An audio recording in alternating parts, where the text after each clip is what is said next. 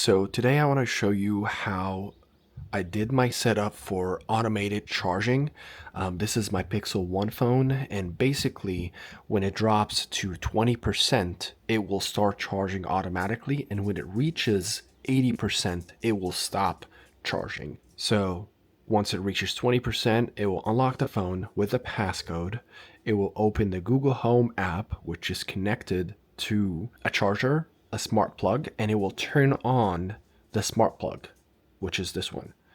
And then it will close the app and go to sleep. I didn't have to do any of that.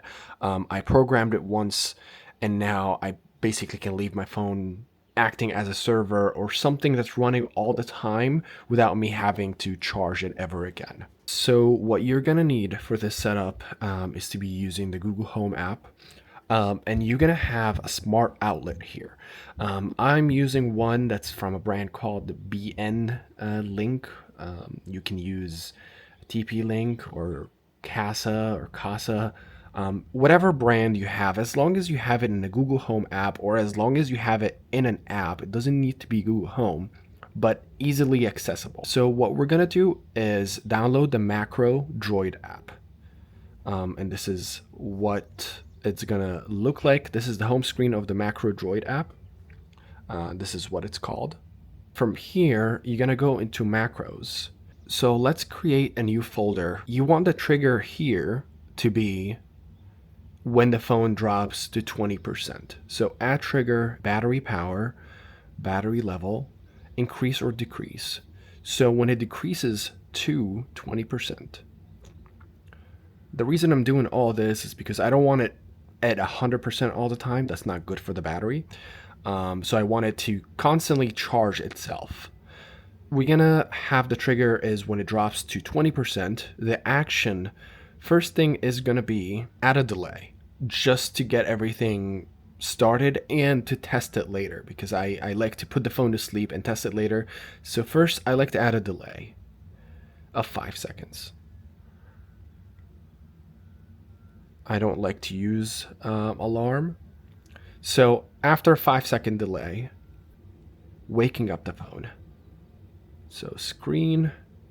And of course, in order to get the app running and doing the automation, you have to give it all the permissions. So screen on, and I want it to turn the screen on. The second one is gonna be the pin unlock. If you have a pin, if you don't have a pin, I think you can skip that part, but I like to have a pin. So pin unlock, and I like to add a delay still, and then enter pin. So after you've entered the pin, I'm gonna set up another delay because I don't like the phone just jumping from one action to another directly.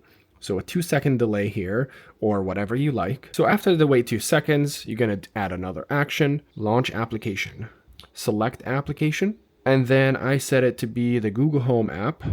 And I like to set force new, just in case the app is bugged or anything, it forces a brand new launch. So kind of force closes it and then forces new opening. So here, and this is important, add a 10-second wait, because sometimes the Google Home app takes maybe 5 to 6, 7 seconds for everything to load. So I like to give it a 10-second break before it presses any buttons. The next one is going to be a UI interaction, and it's going to be a click. Click is going to be for text content. I used to use identify an app, but it didn't work as well. Text content actually recognizes what text you want to press. So from here, we're going to put the name of the charger, which is, in this case, Pixel 1 charger. Try to match the case because I'm not sure if it will recognize if the casing is different. Hit OK. We're done with the UI interaction. The next one is going to be also wait another 2 seconds. The next one is launch home screen, because I like the app to exit the Google Home app. So let's put the word home, launch home screen. And then after the home screen, another delay of 1 second before the screen goes off. Add another action. We're gonna put the word screen, screen on, off, screen off. hit OK. You can use the accessibility service. I don't like the app to have administrator access, so accessibility service works just as fine. And now we are pretty much set for when the battery drops to 20%. And I'll show you how to do that very easily to turn off when it reaches 80%. Let's test this while we're here. Test action from here. Go home, lock the phone, and then see if it works. Unlock the phone, Google Home. It's gonna look for the text that we input and click where it's at after 10 seconds, and it did it. And then it will go home, lock the phone. And now the phone is locked again, which is absolutely awesome. So the next thing is to duplicate or clone this entire action that we just did. I'm gonna hit save, and you can just clone this whole thing. So clone macro, and then what we're gonna do is change the trigger. So now we're gonna configure the trigger, and instead from 20%, I want it to, when it increases to 80%. What we're doing now is we're letting the phone stop itself from charging when it reaches 80%. We should be good now. Let's save it first. We're gonna go back, hit save.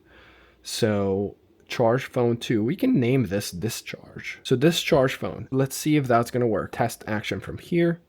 I'm gonna lock the phone. Beautiful.